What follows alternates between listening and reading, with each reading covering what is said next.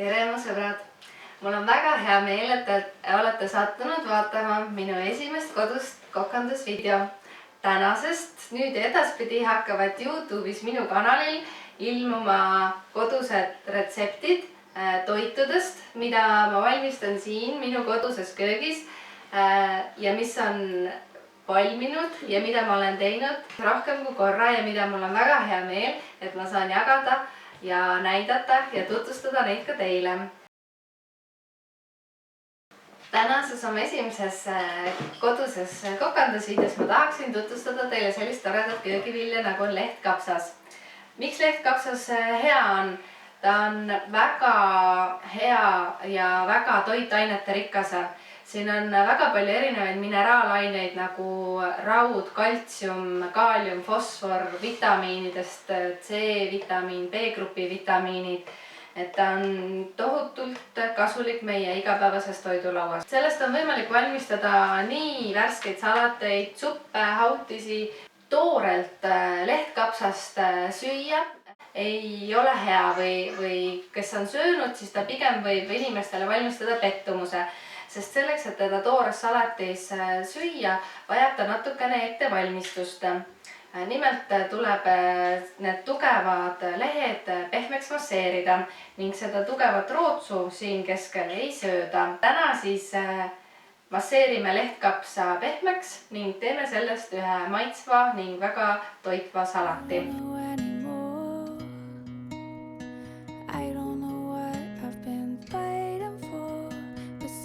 Ja kui te olete nüüd edukalt kõik need rootsud eemaldanud, siis teil tuleb selline suur mõnus kausitäis kuhi seda lehtkapsast siia.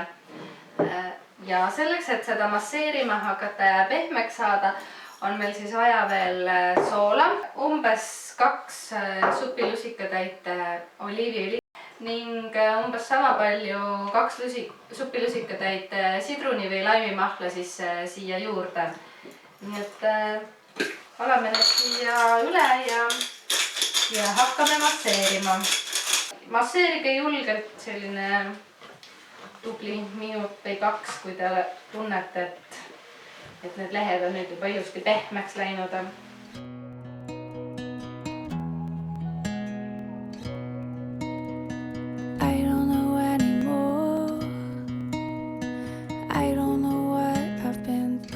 Kui te olete masseerimise lõpetanud, siis te näete, et sellest suurest kuhjast salatist on natukene väiksem kuhi saanud.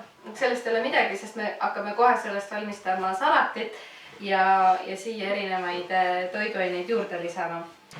Nii, nüüd kui meil on siis lehtkapsas kenasti masseeritud, see on mõned minutid seisnud ja maitsestunud, siis teeme sellest kokku ühe salati.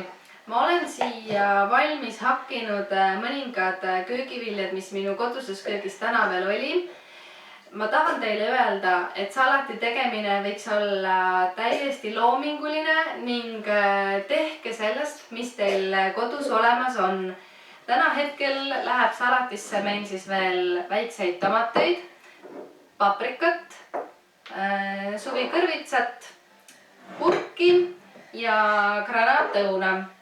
Ning kastmeks teeme siis avokaado sinepi kastme siia juurde.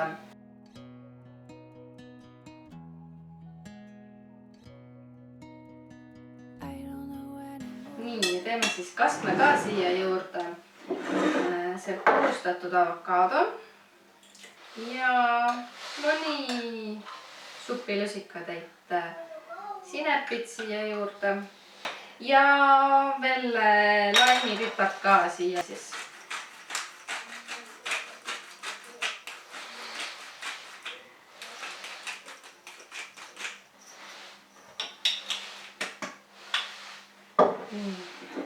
Segame. Ja segame siis ka selle siia hulka.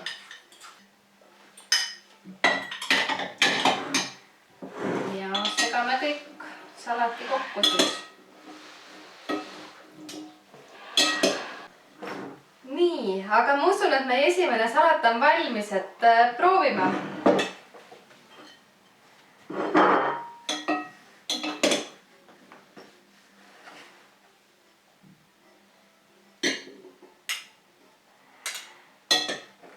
Välja näeb küll imeline.